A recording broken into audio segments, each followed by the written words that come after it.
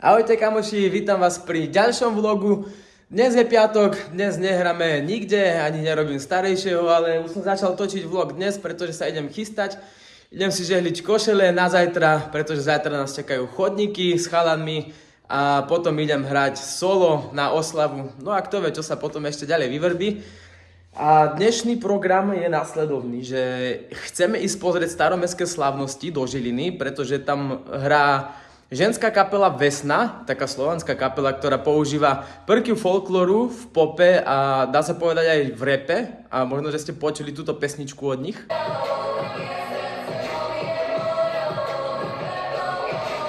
A chcem ich vidieť, teším sa na nich, pretože to robia fakt zaujímavo, tú ich hudbu. Takže dúfam, že to stihneme, pretože Vesna vystupuje už okolo 5:30 a sú 3 hodiny.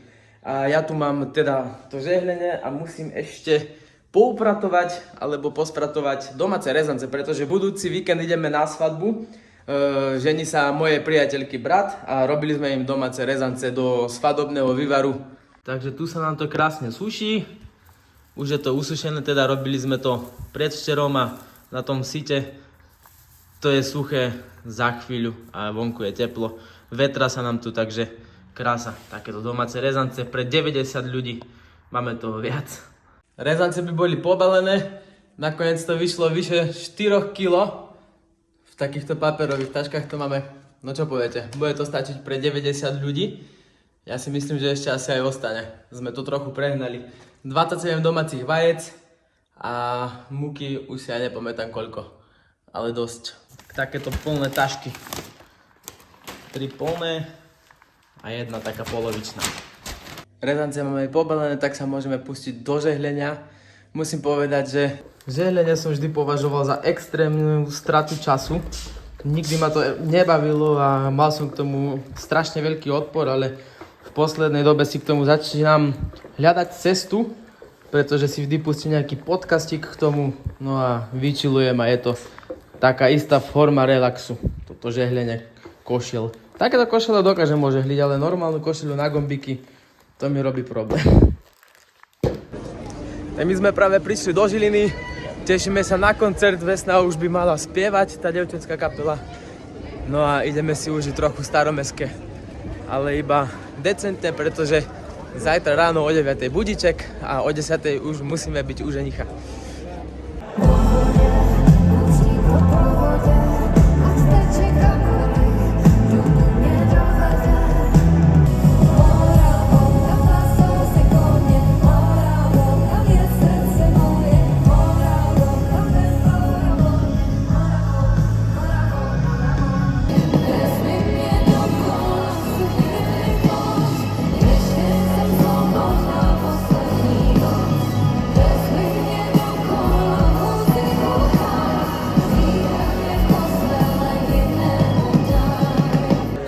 Koncert Vesny sme si užili naozaj naplno a bol som milo prekvapený, že sú to tak mladé dievčatá a majú to tak dokonale všetko zosynchronizované.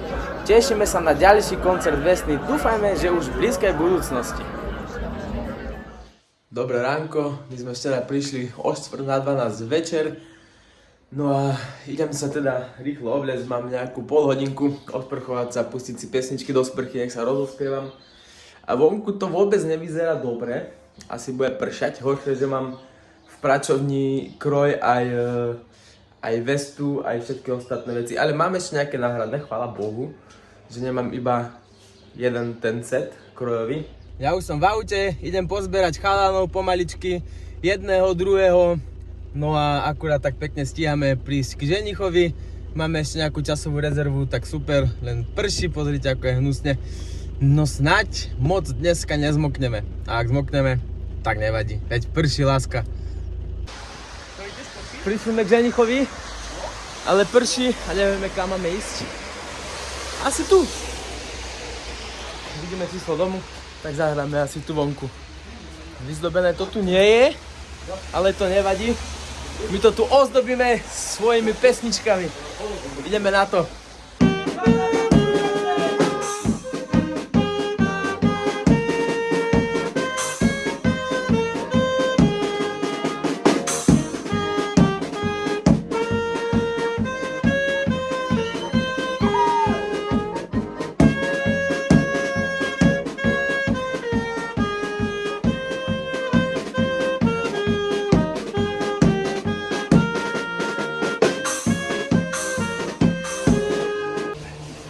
Prišiel nás pozrieť ženich, už vychádzame pomaličky. Áno, áno, chalani, ďakujem, že ste prišli, cením si to. Možno, že ho aj poznáte. Je to Patrik Zvirtek, barber shop. Cvaka, cvaka. Barbershop Cvaka Cvaka v Čaci. Takže ak vám je tento pánko známy a sympatický, tak určite sa môžete k nemu objednať, ale až tak o 2-3 týždne, kým trošku vyjde z toho svadobného delíria. Ďakujem, Jožko. Nech všetko dobre dopadne.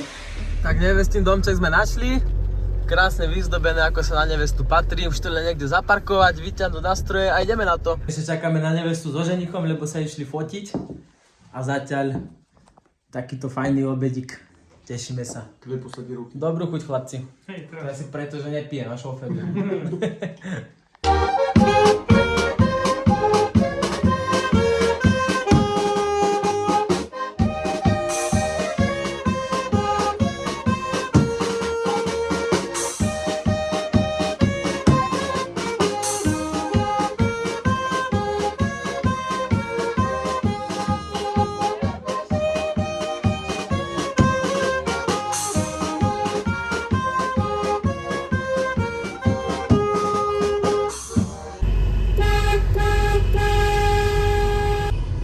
Neviem, či je takýto zvyk aj u vás, keď sa ide po dedine so svadbou, tak sa trúbi. Môžete napísať dole do komentára, či je to aj u vás, alebo len u nás na Kesúciach. Do kostola sme novou manželov odprevadili a odteraz je to už len o nich dvoch. My sa vidíme opäť zase až po sobaši.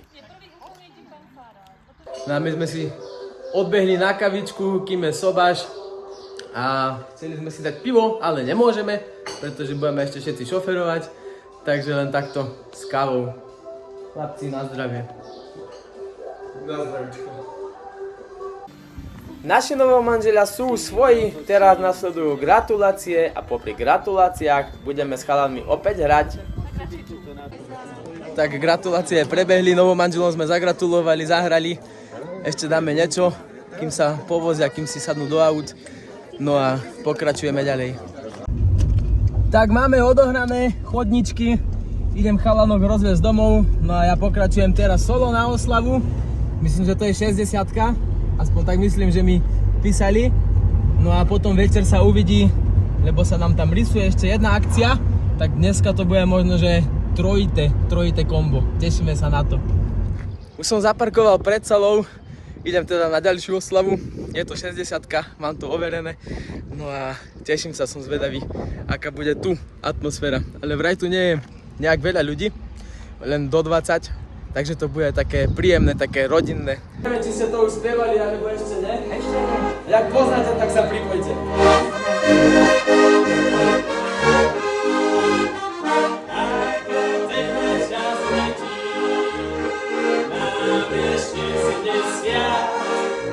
Zaspievame to spolu. Veľa šťastia, zdravia. Veľa šťastia, zdravia. Veľa šťastia. Veľa šťastia, zdravia. Tej mamičky, pekných synov máte.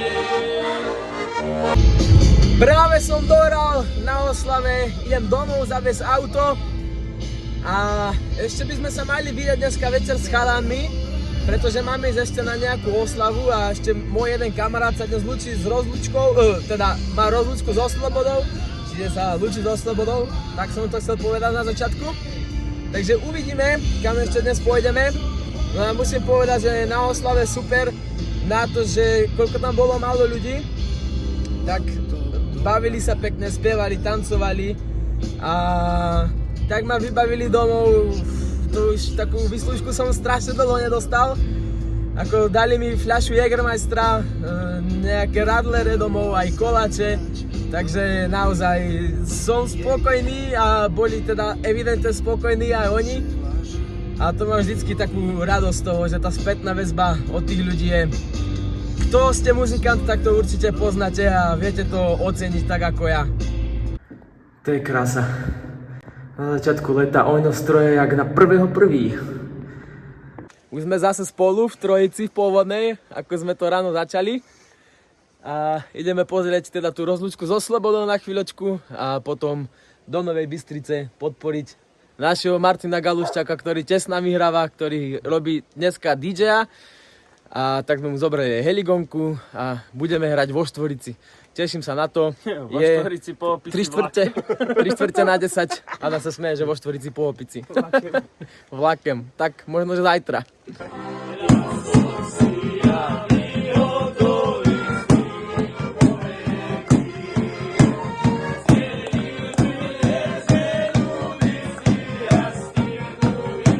S chalanmi na rozlúčke so Slobodou sme sa rozlúčili.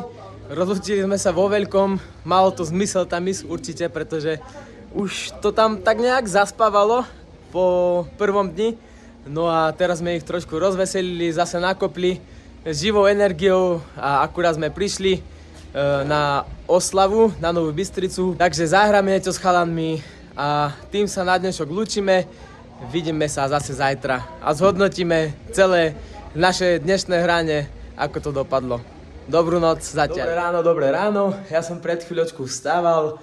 No a ak mám zhodnotiť ten včerajšok, tak bolo to naozaj výživné, pretože sme hrali tie chodníky u ženicha, u nevesty, potom som bol na tej oslave, rozlúčka so Slobodou, ďalšia oslava. Nás to tak dobíja energiou, tieto hrania, a baví nás to čím ďalej, tým viacej. Hlavne keď vidíme tú spätnú väzbu od vás a že sa bavíte, že sa chcete baviť a tým pádom to baví nás čím ďalej, tým viacej, ako som povedal, a dobíja nás to potom na celý týždeň, na ďalší týždeň, akurát tak, pretože cez víkendy máme ďalšie hrania, ďalšie svadby, ďalšie oslavy a zase sa spolu vidíme naživo. Ak sa vám video páčilo, zanechajte like, môžete aj okomentovať, no a prosím vás hlavne o odber tohto kanála, pretože to pomáha kanálu raz a bez toho odberu to ide potom strašne pomaly. Takže ešte raz vás prosím o odber, no a vidíme sa, dúfam, že opäť o týždeň pri takej malej rekapitulácii víkendu, pretože nás čakajú ďalšie svadby aj v piatok, aj v sobotu a uvidíme, aké ďalšie nové zážitky nám prinesie nový víkend. Majte sa pekne a nezabudnite na odber.